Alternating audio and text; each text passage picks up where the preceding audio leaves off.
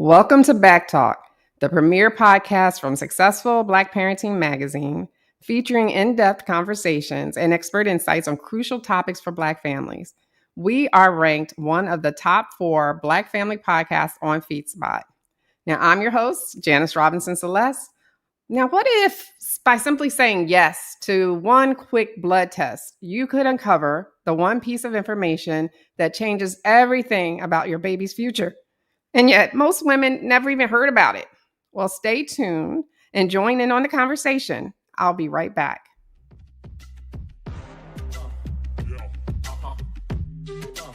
This is BACKtalk by Successful Black Parenting Magazine, the most listened to podcast for parents by parents.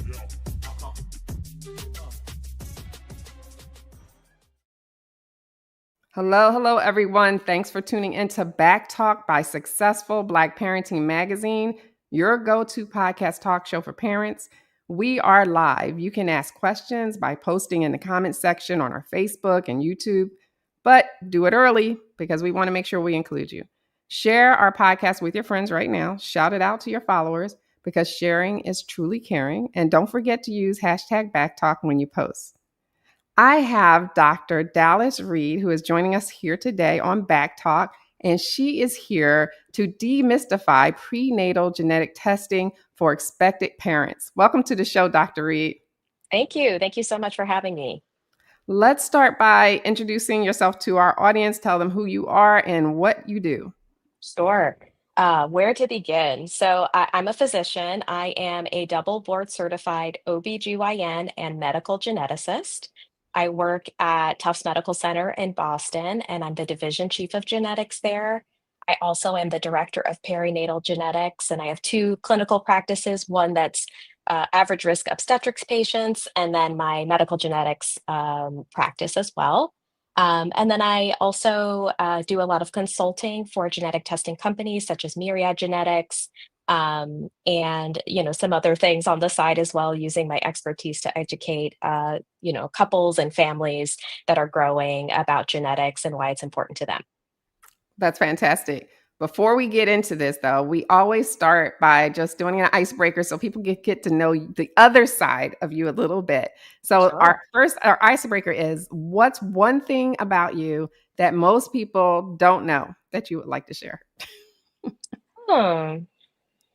I would say one thing about me is, and I do a lot of mentoring for medical students and residents, for example. So at my institution, I'm one of the few Black physicians, one of the only Black physicians in our department of OBGYN. And so a lot of people come your way.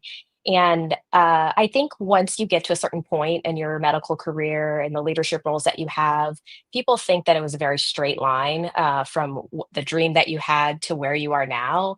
And I think that, all of us in this field of medicine and in life, really, it's not a straight line. It's a very windy road to get to where you are and to get to the success that you are and that you have. And all of that is really important in growing your maturity and your resilience and your ability to sort of overcome challenges. And so, I've had challenges in my road to where I am now, that I share with especially students that are also going through challenges. And so I think that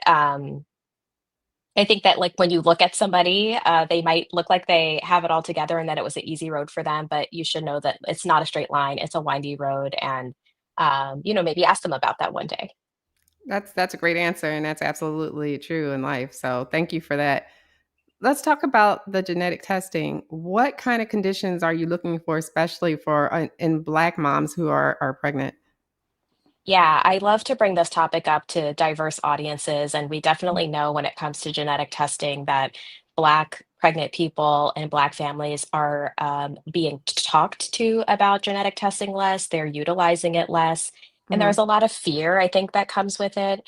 And so I mentioned Myriad Genetics, which is a genetic testing company that I consult for. They do genetic testing for prenatal genetic testing, which includes testing for Down syndrome screening and other genetic conditions that could present in fetuses. They also do something called carrier screening through a test called Foresight, which is looking at genetic conditions that may run in a family, even though no one in the family has ever had that condition. And so those are the two that are relevant to the prenatal setting, but they also do testing for cancer genetics. So people who have cancer in their family. And one of the things that I really, like about Myriad is that they said, let's figure out why people aren't utilizing this test, not just from their company, but just across the board, like why it's not being utilized as much as it should be, knowing what the benefits are of it. And they did a survey actually to ask expectant parents or people that were already parents, why, what do you know about genetic testing? Is it something that you were offered? And what they know is that the majority of people that were asked want prenatal genetic screening once they know what it is and how it works and how it can help them with all of making decisions about all of their options as they go along with their pregnancy. And 4 in 10 didn't even remember having a conversation about it. So was it talked about and they don't remember, or was it not talked about at all? I think that's hard to say, but a large number of people don't even know about this. And so I'm very happy to have platforms like this to talk about it so people can learn more about it. So I don't remember any of this, but I was pregnant a long, long, long time ago. So Yeah. how new is this to the world, like genetic testing for pregnant women? Yeah, so genetic screening for genetic conditions like Down syndrome has been happening for decades. It wasn't with Mm. the way that we're doing it now, and it actually wasn't with DNA testing previously. But I would say 2011 is when this technology went sort of mainstream and became commercially available. The technology is called non-invasive prenatal testing, or NIPT is sometimes what it's called. It has some other names as well. Cell-free DNA is another name for it. And essentially what it is it's a test, a blood test from the pregnant person. And in that blood are little fragments of DNA from the pregnant person and little fragments of DNA from the placenta. And what the technology does is it looks to see, is there extra DNA where there shouldn't be? Is there not enough DNA where there should be more? And depending on what type of test a provider or physician orders, it can let us know if there's a chance that the fetus could have conditions like Down syndrome or trisomy 13 or trisomy 18, which are two other genetic conditions. We also can look at what's called the sex chromosome. So that can tell us the sex of a fetus, the genetic sex of a fetus. It also can tell us if there's more or less of that DNA than there typically is, which can be a host of other genetic conditions. And so it is, 2011, I would say, is when that started to become more mainstream. And then over the years, recommendations have come out that said, this really should be offered to every pregnant person. Earlier, it was typically offered to people that were high risk, so Mhm. older than 35 at delivery, or had a previous child with one of these conditions, or had ultrasound findings that were, abnormal. But nowadays, it should be offered to every pregnant person. That's great. Can it detect certain diseases as well, like sickle cell anemia that are pretty present in the Black community, or is that something else that you would need to do to find out if you were susceptible to that? Or So that's a very interesting question because we're in such an interesting time with this technology. So, Mhm, um, traditionally, the non-invasive prenatal testing just looked at the group of conditions I just mentioned, things mhm, called trisomies like Down syndrome and sex chromosomes. A different test that I mentioned earlier called carrier screening is a test that looks at a set of what we call recessive conditions. So mhm. recessive conditions are one that a parent could be a carrier for but not have any features of the condition, not have any problems from being a carrier. But if they have a child with a person who's also a carrier, this is where sickle cell is a good example. If a mother and a father are both carriers for sickle cell, then they have a 25% chance of having a child with sickle cell anemia.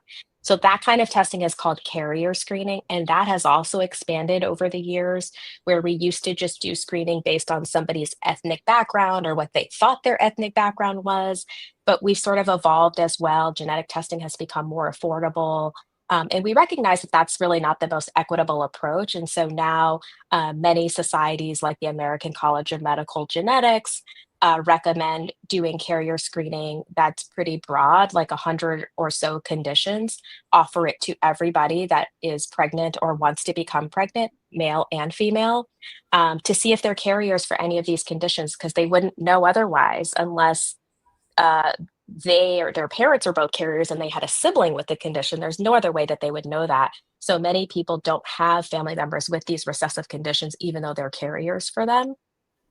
But the Right. reason I say it's an interesting time is because now the technology has evolved in such a way that we are now able, for some laboratories, able to do some of those recessive conditions at the same time with the same blood draw as the Down syndrome screening. So that is really exciting. Like the possibilities are really endless with what we can do and how helpful that can be to minimize the number of different blood draws that have to be done and really just standardize things across the board for our patients. Okay. So let me ask you, how does it help to know early what's going on with your baby? I mean, it's a simple question, but what is it going to do for the family? Like, what do they? I mean, I imagine sometimes they have to make hard decisions. Yeah, you're right. So one of the things, with Myriad, when they did that survey that I mentioned, they used the information from that survey to create this website called Know More Sooner at Mhm. KNOW More Sooner. .com, and it is meant to sort of dispel some of these myths and talk about what are some of the things you can do with this information.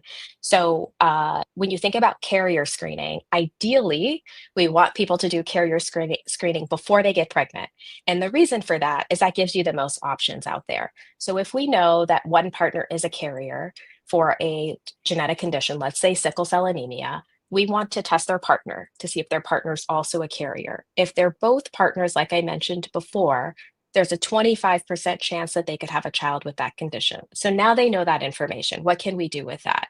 They could say, that's good to know. I'm going to continue on and get pregnant spontaneously. I will potentially do a test during the pregnancy to test to see if my fetus has this condition. Or maybe I won't do that, but know that I'll need to do that test right away when the baby's born, or have them deliver at a hospital where they'll have the right types of specialists available in case there's any complications due to that possible diagnosis for the fetus. They could say, actually, I have people in my family that have this condition, and it was really challenging for my family members. And so, if I could, I'd like to not have a child with this condition. So, I'm going to do in vitro fertilization, for example, put the sperm and the egg together in the lab, and then you could do actual genetic testing on the embryo to figure out which embryos have sickle cell anemia, which ones are just carriers, and which ones don't have any genetics mutations, and then use those embryos to create pregnancies. And so, having information from carrier screening allows you to decide if you have it before you are pregnant, the most options available to you. But even if it's done early in pregnancy, it may mean that you want to deliver at a certain hospital or want to talk to certain specialists before the baby's born. Or make any number of choices that are right for your family. So it allows you to do that kind of planning. And similarly, for the NIPT, the non-invasive prenatal testing, where we are looking at Down syndrome and other genetic conditions that you can't do before pregnancy because you need the placental DNA during the pregnancy, as that's part of the test. But similarly, that test is done very early in pregnancy. Myriad's test is done as early as 8 weeks of pregnancy. And so you have that information. It's important to know that that information from the NIPT test is what we call a screening test, meaning it's not saying yes or no. It's saying there's a high risk or a low risk that the fetus could have one of these conditions, and other tests need to be done. But it's done early enough that you can get those other tests done and then make, the decisions that you need to make about proceeding with the pregnancy, not proceeding with the pregnancy, or getting specialized care and being delivering at a specialized center if that's what's necessary. Okay. When these results come back negative, what does that really mean for the baby's health? And should parents interpret that as a peace of mind? Yeah, that is a great question. So, the NIPT test, like I mentioned, is a screening test. So it says high risk, low risk, and it is very, very good. The NIPT is, if it says that it's a negative or low risk, that's like a 1 in 10,000 chance that the fetus could have Down syndrome or some of the other genetic conditions. Um, Typically, we don't just take that piece of information into account when we're taking care of a patient who's pregnant. So that's one piece of information. But if you had an ultrasound that showed differences of the fetal development, a heart issue or the size issue or the brain differences, then that may require other tests to figure out what's going on. So screening tests means high risk, low risk, not yes or no. So you should be reassured, but if there's other things that pop up, then there are other things available to help us know yes or no answers. As Okay. far as the carrier screening goes, if somebody is not a carrier for a condition, then we know there's a very, very low chance that their child could develop that condition. It's not zero, because spontaneous genetic changes can happen in fetuses that are not inherited, but the chances are very, very low, and it should also be reassuring.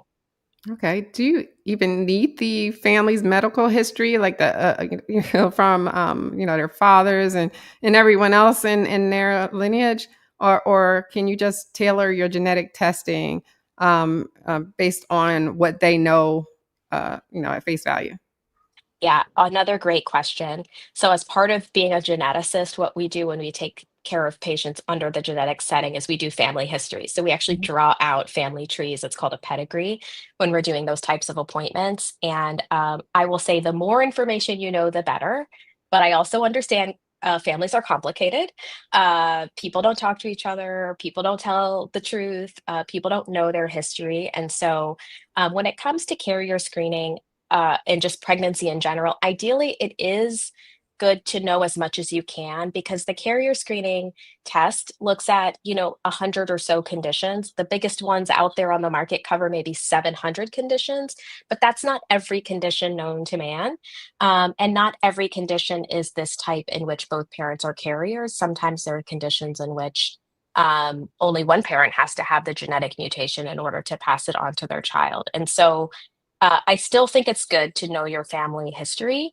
But if you don't know it, it doesn't mean you can't have the test. And that is part of the reason why the test is, I think, really beneficial to people because one, they may not know their history, but two, these recessive conditions, like I mentioned before, may not be exhibited in the family because nobody else has had a child with another carrier. So it's kind of hidden in the family, and you really wouldn't know it until two carriers come together to have children. So the more you know, the better, but it's not a deal breaker. It doesn't mean we can't do it, and it's still beneficial, even if you don't have all of the details of your family history. Right. And one of the reasons we're doing this interview today is because most women, pregnant or not, they don't know this is even available to them. They have no Right. idea. So, what steps should providers take to present non invasive prenatal screening options in a way that feels clear and respectful to women or to, I should say, a pregnant person because, I just want to be right with that. Yeah. Yeah. Yes. Yeah. Yeah. So I would say, that it's the age of social media where people are going lots of places to get information. I think there's pros and cons to that as being a doctor who sometimes have patients come in and ask me a question and then I answer their question and they say, oh, yeah, that's what TikTok said. And I'm like, okay, I'm glad me and TikTok are on the same page with our medical training.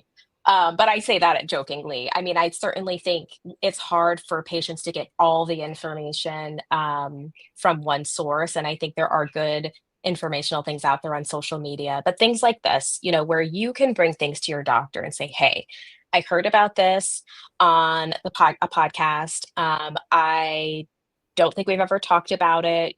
Is this something that you offer in your office? I think also the website I talked about before, knowmoresooner.com, is a great place for information. It also has, it's dispelling myths and giving information. It also has links to the tests that Myriad have in particular. Mhm. So patients can learn more and people can learn more about the testing there.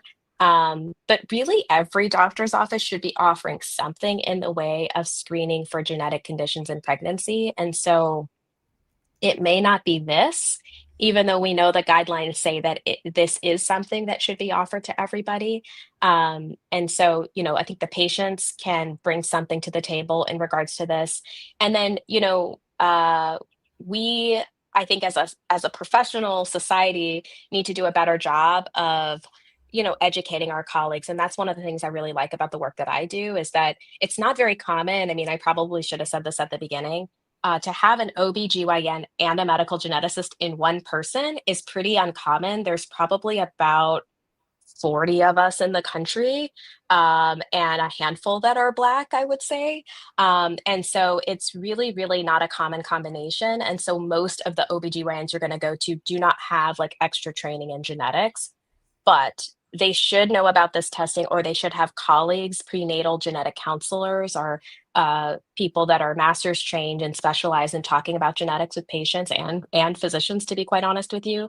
They should have those colleagues available to them if they're not sure what this is. And so a patient could always have a consultation with a prenatal genetic counselor, or if their doctor or midwife isn't familiar. Okay. Cost, because genetic tests, they can carry out of pocket costs for Yeah. families. So how I mean, what strategies do you suggest for navigating insurance benefits? Do they even pay for this? Yeah, that's also a great you have all the great questions, and this is a very common part of the discussion when patients come to my office.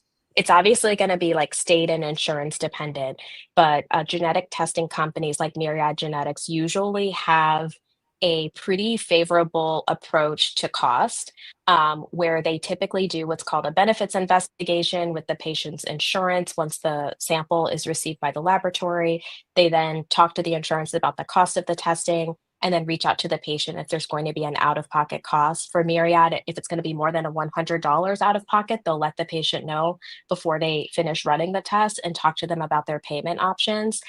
There's usually an option for an out-of-pocket cost of $250 or $249 if it's going to be a very high cost, if like a patient has a high deductible, for example. Some types of insurances, like Medicaid insurances, the person probably will not have an out-of-pocket cost. But that is a great question. You know, it's individual. You're going to have to. I can tell you what it's like in Massachusetts, in my state, and the payers that I deal with.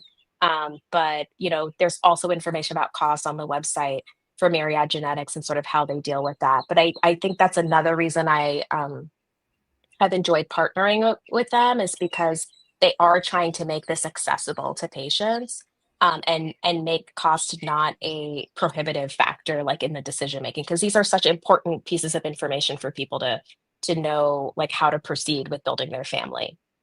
Right. Now, without insurance, what would the average cost be if you had to take a guess? Yeah, like I don't know the answer to that, Okay. because I'm in Mhm. Massachusetts, where it's a mandated insurance state, so everybody Okay. has insurance. But I do know that Myriad will, there are cash pay options that are like in that $250 range. So that's what we've been told, that that's the max out of pocket someone would have to pay, if they don't have insurance, don't want to use their insurance, or their insurance is going to be much higher, and so they don't want to apply their insurance towards the testing. Okay. You talked about nomoresooner.com, which I put at the bottom of the screen. What other resources are there any cultural resources? Like we know we have some birthing centers that cater to Black moms because of the maternal, mortality rate. What other resources are out there? Yeah, so as far as cultural resources, I don't have anything offhand related to that. The societies that we subscribe to, or that help us make our guidelines and the things that we follow, are for genetics. It's called the American College of Medical Genetics, or ACMG. They often have some patient-facing materials. The American College of OBGYN, or ACOG, also has some patient-facing materials. Um, and those are the two that come to mind. Often I have like pamphlets and things available from the genetic testing company in my office that give patients information. And I'm happy to send you some things afterwards, that you can maybe share with the listeners, that they could go to learn more information about these tests.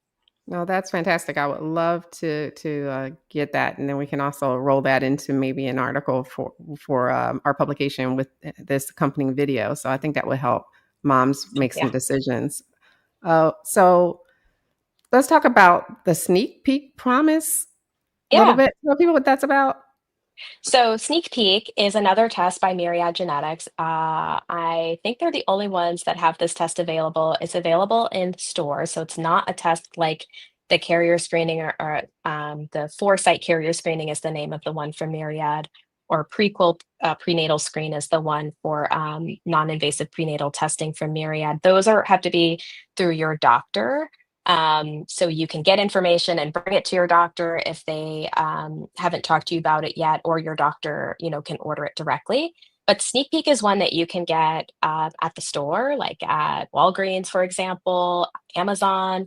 It's like it doesn't involve the physician. And SneakPeek is giving you a sneak peek into the sex of the fetus. And so I have to say, as an OBGYN, seeing pregnant patients, it's like literally the first thing they want to know after, like, is my baby okay? Is there a heartbeat?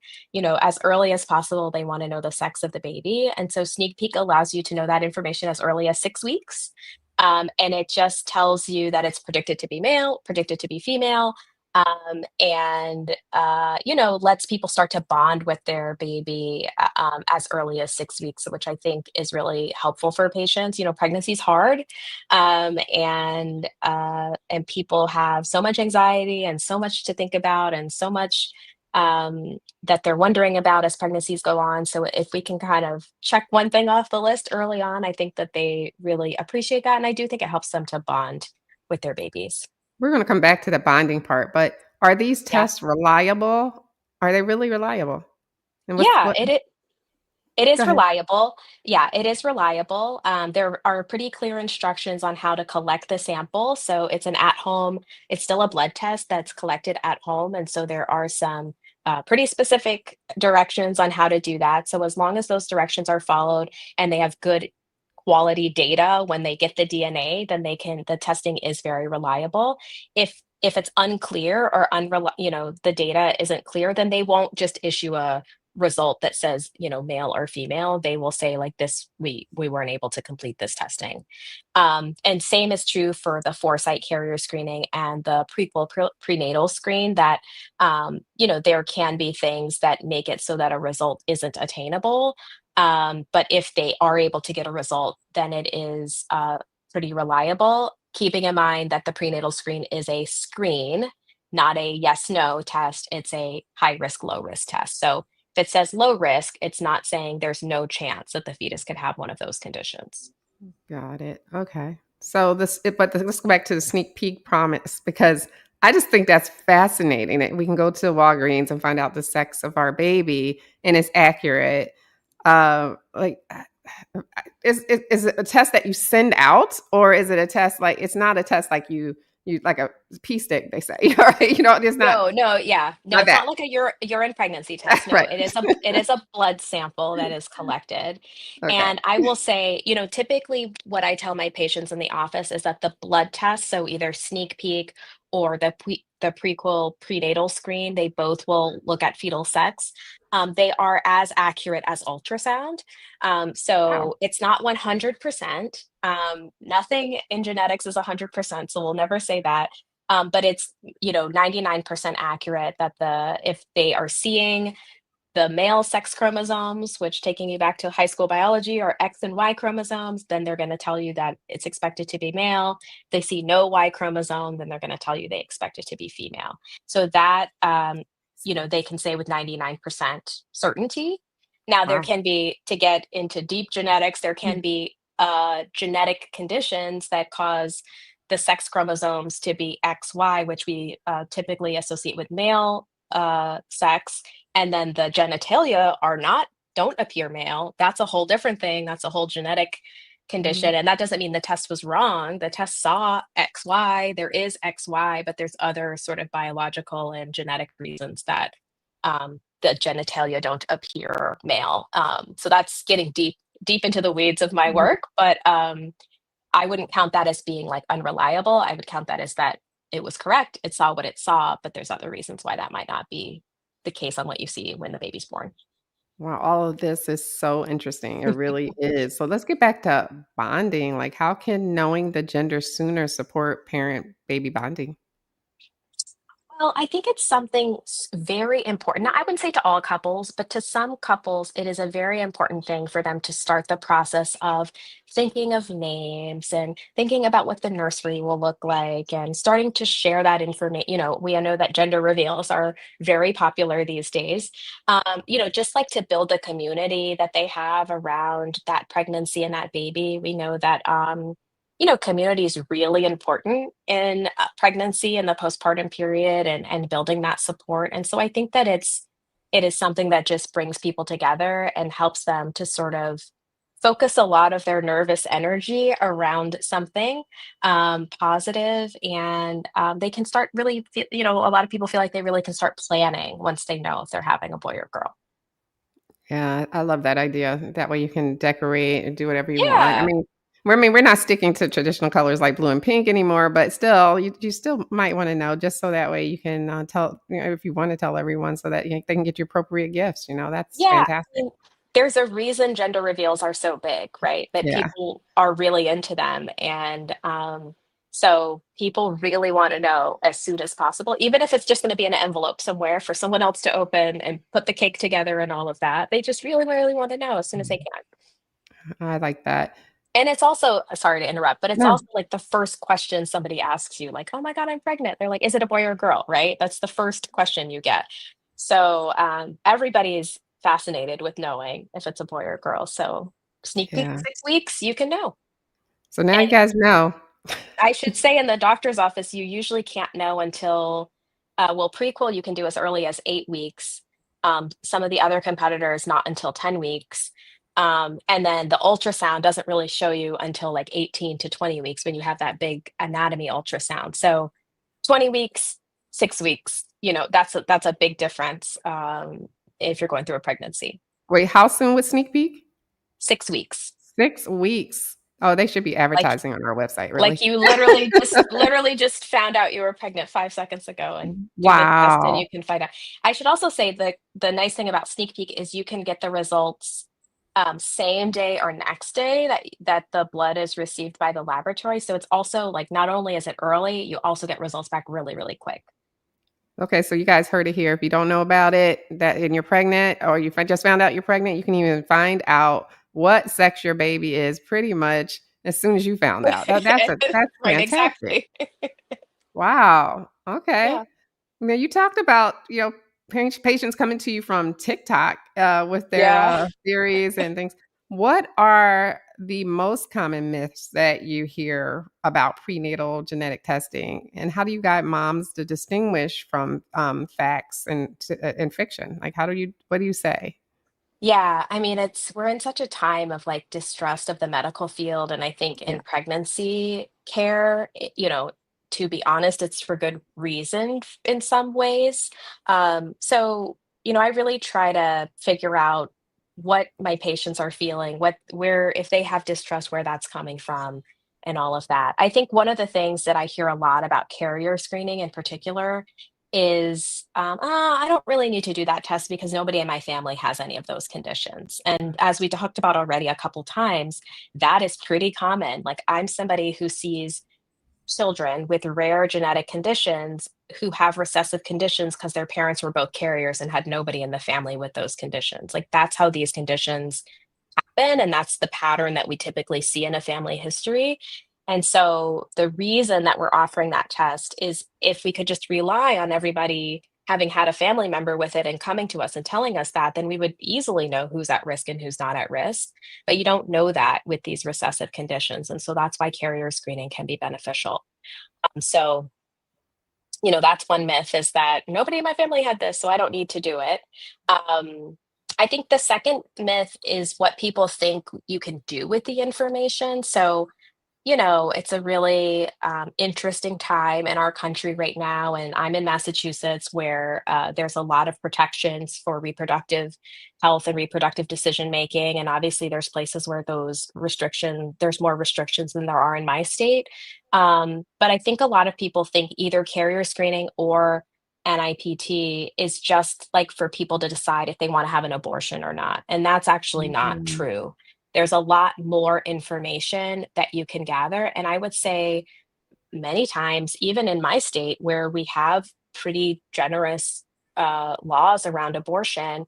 If we find that a fetus has Down syndrome, because we do the NIPT screening test, that comes back high risk, and we follow that up with a confirmatory test, which is what we suggest you do if the screening test is abnormal, and we show that the fetus has Down syndrome. I have lots of patients that are continuing their pregnancies, but they want to continue at a place where let me talk to Dr. Reed, the geneticist, so that I can talk to her about what it would be like to have a child with Down syndrome and what kind of care my child would need. Are there other specialists that my child would need? We know Down syndrome is associated with cardiac defects, for example. Let me meet with the pediatric cardiologist before my baby's born to figure out what is happening with the heart. Let me make sure I'm delivering at the right hospital where I have those specialists available to me right away, and they don't have to whisk my baby off to another hospital, and I'm here over here recovering for 2 or 3 days before I can go see my baby, right? Like, there's a lot of planning that you can do if you know things in advance, and that planning doesn't necessarily mean continuing or not continuing a pregnancy. It means, how is my family going to welcome this baby? Can I educate myself about this condition? Can I prepare my children that I already have to have a brother or sister that has, special needs? Like, what can we all do to help this child thrive? And so that is a big myth that I want people to know, is that that's not why we're asking you about these tests, because we want you to make a decision about continuing or not continuing. It's about, like, giving you the most information and helping you be as prepared as possible. Okay. And how do you guide moms to distinguish fact from fiction when they come to you with these myths? Yeah, I mean, it's not like a quick conversation, as you can imagine, because I'm not on TikTok all the time, and so some of these things that people bring to me, I've never even heard of before.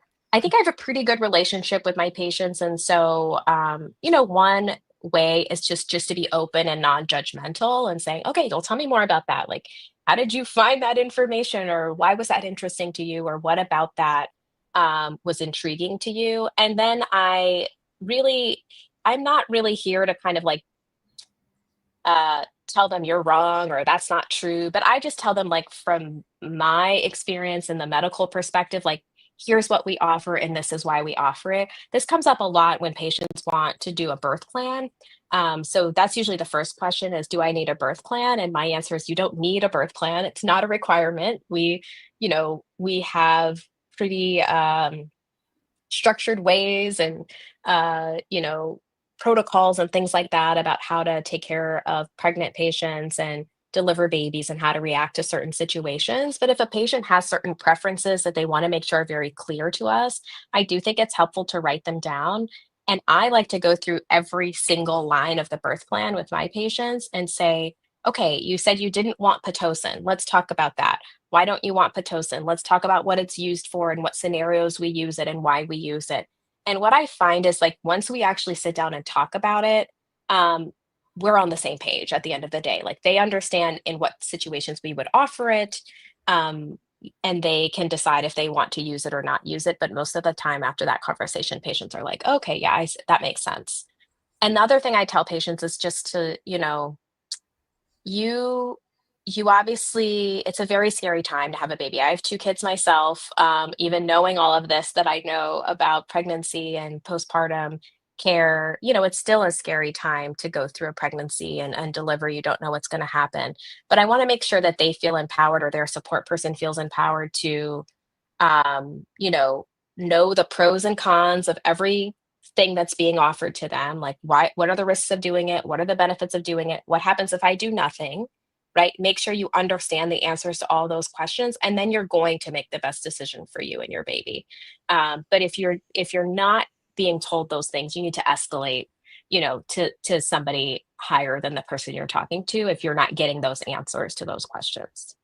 That's a good point. And you use non-judgmental, and I think that's so important for practitioners today, because a lot of women will just stop asking questions. And the fact that you gave them just a point to go over their head, which a lot of people will never do. I just know that they don't even know to do that. I think those are great points for parents or parents to be to that you just brought up. I would have never thought even myself necessarily, depending on, I guess, what happened, to go over the doctor's head. You kind of look at Yeah. that person as the end all. Yeah, I mean, but we're not there alone, right? Like Right. if a patient wants a second opinion, essentially, they can have that. Usually, there is another physician that's on backup or available, to have a consultation with. But I really think if people just um understand like the pros and cons of things. I mean, maybe I'm naive, but I think that social media will tell people don't do this. You shouldn't do this because da da da da da da da. And all of the context in that scenario is not explained, and that context may not apply to the context of the person that's sitting in front of me. And so the person that's sitting in front of me, if we are deciding you're in labor, but the labor's not progressing, I'm going to suggest we start Pitocin. And if you're like, I don't want to do Pitocin, TikTok told me not to do Pitocin. I think that's when we say, okay, well, here's why we would suggest it, and here are the pros, here are the risks, and this is what happens if we don't do it. You decide what is the best decision for you, because at the end of the day, like there's only so many ways this is going to go, right? There's only so many ways to have a baby. And so, people, I think if they just really understand like where we're coming from, then they get to make the choice. I'm not here to make the choice. Right, right. Now we're at the almost the end of our time. What's one thing that you haven't said that you would want to say to women, especially our audience, which are Black women, that you have not said so far? We've talked a lot about the prenatal genetic testing, the carrier screening. Foresight Carrier Screening is the Myriad product, and then the Prequel Prenatal Screen is the NIPT test. So I want you to make sure you talk to your doctors about that. I want to make sure that you are offered a what we call expanded carrier screen, which is like not just focusing on sickle cell and a couple other conditions, but looking at that broad set of conditions that you may be a carrier for, and that's the more equitable approach. But I also want to make a plug in for the other part of genetic testing that often should be talked about in the OBGYN setting, which is hereditary cancer testing. Hmm. So Myriad Genetics has a product that's called MyRisk. They have this nice other part of it called Risk Score. But what this is a genetic test to look to see if an individual has any genetic mutations that put them at higher risk of developing cancer. So you may have heard of BRCA1 or 2 or the BRCA genes. Those are two genes that increase the risk for breast and ovarian cancer the Mhm. most. Um, for breast cancer, if you think of like the general population, has about 12% chance of developing breast cancer. If a BRCA1 or mutation, if somebody has that, then they have up to a 90%, almost 90% chance of developing breast cancer in their lifetime. So this is where talking to your family about cancer history is super important, because if you tell your doctor, oh, there's breast and ovarian and pancreatic cancers in my family, if they're a good doctor, they're going to suggest that you talk to somebody about that history and consider genetic testing. Um, so I want you to also know that this is available and that it can be life saving Mhm. to know about that history, talk to a professional about the genetic testing, pros and cons again, about the genetic testing for you. And if you do that testing and find you have a mutation, there are things we can do to do extra screening, to find earlier cancers that are curable, prevent cancers altogether, depending on the type of cancer. And if we know that information for yourself, we can know that your family members are at a 50% chance of having it as well, so it can affect your brothers and sisters and parents and children. And so it can be like life changing for a family. And Black people definitely are not being talked to, even Black women with breast cancer who have clear high risk factors for a genetic cause of their breast cancer are not having these conversations with their doctors. And Mhm. part of it's on the doctor's side, right? Mhm. Like not bringing it up because patients just aren't supposed to know about this just because they walked in the door with cancer. But it's something that you should know about. And it's important even in the reproductive age. This is not just something we're thinking about for postmenopausal. People are getting cancer younger and younger, colon cancer younger, breast cancer younger. all of those types of cancers can have genetic causes, and it can be life-saving for you and your family members. Wow. We could do a So, whole nother talk on this. right. So we need to start asking questions and make sure we ask for this testing. That's the bottom line here. Yeah.